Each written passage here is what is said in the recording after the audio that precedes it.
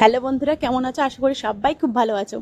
অনেকদিন পর আমরা দু বোন আবার একসাথে, আর এবার একসাথে হওয়ার কারণ হলো আমার দি ওর বাড়ি কলকাতা, সেখানে নেওয়ার জন্য আবার চলে এসেছে। তোমাদের সাথে একটা জিনিস শেয়ার করতে ভুলে গেছিলাম, আমি এখন আমার দি বাড়িতে থেকেই আমার কাজ করি।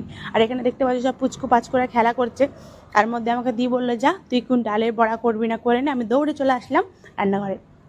যাই হোক, এখানে ডালের বড়াটা শুধু ডালের বড়া করছি না, কোনো একটা পাতা দিয়ে বড়া করছে। এটা কী পাতা বলো তো? এটা হলো পটলতি পাতা। যাই হোক, পটলতি পাতা না, পটলতির শাক, যেটা খুব তেতো হয়।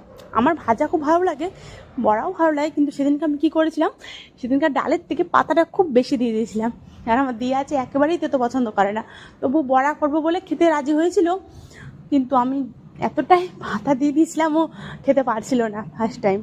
যাই হোক, মাকে দেখালাম, মা বললো যে এক কাজ কর, ওর মধ্যে আর একটু বেসন দিয়ে দে আর একটু লঙ্কার গুঁড়ো দিয়ে দে, তাহলে হয়তো তেতোটা অতটা লাগবে না। আমি তাই করলাম, পর থেকে আবার একটু বেসন আর একটু লঙ্কার গুঁড়ো দিয়ে ভাজলাম, তেতোটা একটু কম লাগছিল। তারপরে ওকে টেস্ট করালাম, দেখ কেমন লাগছে। বললো না এবার ঠিক আছে, এবার তাও খাওয়া যাবে। যাই হোক, খাওয়া গেলেই ভালো, ভেজে তো নষ্ট করলে খুব খারাপ লাগবে, তাই না? তারপরে যাই হোক, ভাজাটা সম্পূর্ণ করে ভাত বাড়লাম। সেদিনকে শনিবার ছিল, তাই জন্য সব সম্পূর্ণ নিরামিষ খাবার ছিল। এখানে সজনা ডাঁটা, ডালটা মিশে গেছে। এর মধ্যে চলে আসলাম বিকেলে। আমার পনির পকোড়া খেতে খুব ইচ্ছে করলো, মাকে আবদার করলাম।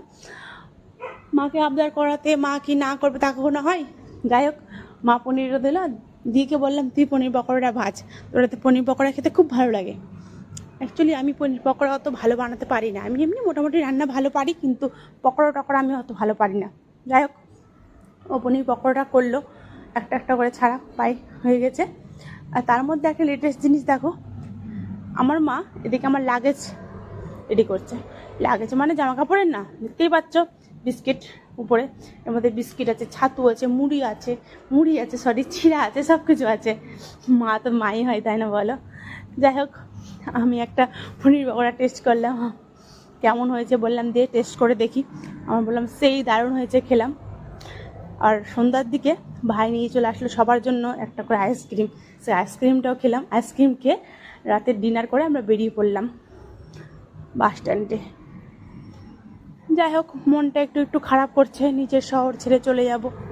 একে একে বাস চলে আসলো, ভিতরটা আরও একটা কেমন যেন খারাপ লাগার মতো লাগছে।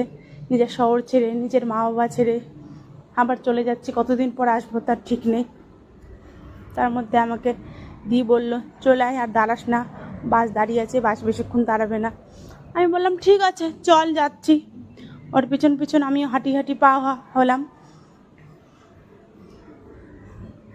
যেতে যেতে ভাবছি যে না, যেতে তো হবেই, নিজের পায়ে দাঁড়াতেই হবে।